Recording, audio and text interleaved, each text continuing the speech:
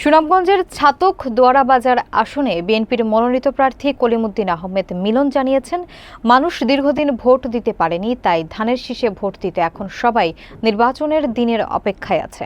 শনিবার সিংচাপাইর ইউনিয়নে গণসংযোগ শেষে বাণীকান্দি নওয়াগাঁও সরকারি প্রাথমিক বিদ্যালয় মাঠে পথসভায় তিনি এসব কথা বলেছেন।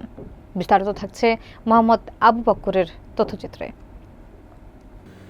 সুনামগঞ্জের ছাতক দোয়ারাবাজার আসনে বিএনপির মনোনীত প্রার্থী কলিমুদ্দিন আহমেদ মিলন শনিবার স্থানীয় এলাকায় গণসংযোগ এবং পথসভায় অংশ নেন। তিনি জানান, জাতীয় সংসদ নির্বাচন ফেব্রুয়ারিতে অনুষ্ঠিত হওয়ার সম্ভাবনা রয়েছে এবং দীর্ঘদিন জনগণ ভোটাধিকার প্রয়োগ করতে না পারায় এবার ধানের শীষ প্রতীকে ভোট দিতে তারা উদগ্রীব।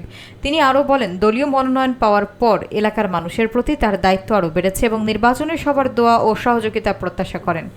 গণসংযোগ শেষে বাণীকান্দি নওয়াগাঁও সরকারি প্রাথমিক বিদ্যালয় মাঠে আয়োজিত পথসভায় সভাপতিত্ব করেন বিএনপি নেতা মোহাম্মদ জুয়েল মিয়া এবং পরিচালনা করেন ইউনিয়ন বিএনপির যুগ্ম আহ্বায়ক শাহজাহান। সভায় বক্তারা জানান, এলাকার মানুষ পরিবর্তন এবং গণতন্ত্র পুনরুদ্ধারের প্রত্যাশায় ধানের শীষের পক্ষে একাত্মতা প্রকাশ করেছে। এ সময় সাবেক ছাত্রনেতা মুজিবুর রহমান মুজিব, যুবদল নেতা রাজিবুল ইসলাম সহ বিভিন্ন স্তরের নেতৃবৃন্দ বক্তব্য রাখেন। এছাড়া জেলা, উপজেলা এবং পৌর বিএনপির নেতারাও উপস্থিত ছিলেন। নির্বাচনী প্রচারণা আরও বেগবান করার ঘোষণা দেন। আমরা আপনাদেরকে নিরাপদে রাখব, আমরা আপনাদের ক্ষতি করব না, আমরা আপনাদের উপকার করার সর্বাত্মক চেষ্টা করবো ইনশাআল্লাহ, শান্তিতে রাখার সর্বাত্মক চেষ্টা করবো ইনশাআল্লাহ। বিগত 17 বছর গেছে এক ধাঁচে, এই ইতিহাস আর এখানে কইয়া লাভ নাই। ইলেকশন আসিল, নির্বাচন আসিল, কোনো কিছুই ছিল। আমাদের দেশের জনগণকে ভুল পথে পরিচালিত করা হয়েছে, ভুল পথে পরিচালিত হয়েছে, অনেকে সম্পৃক্ত হয়েছে, ভালো কথা। এখন নতুন এক রাস্তা বাংলাদেশের জন্য, কি বলা যাবে, ঠিক না? নতুন এক রাস্তা বাংলাদেশের জন্য আমরা যাত্রা শুরু করেছি।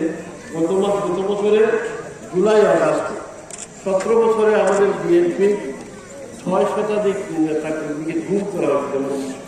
যেমন ইলিয়াস আলী, যারা এই এলাকার বৃহত্তর সিলেটের জেলা ইলিয়াস আলী সহ 6 শতাধিক নেতা কর্মীকে গুম করে রাখা হয়েছে। বছরের উপর সংগ্রাম আন্দোলনে লাখ লাখ নেতা কর্মী জেলে গেছেন, পঙ্গু হয়েছেন এবং ঘর বাড়ি ছাড়িয়ে পালাইছেন। গত জুলাই আগস্টে ছাত্র জনতার অভ্যুত্থানের ফলে নতুন এক পরিবেশ আসছে।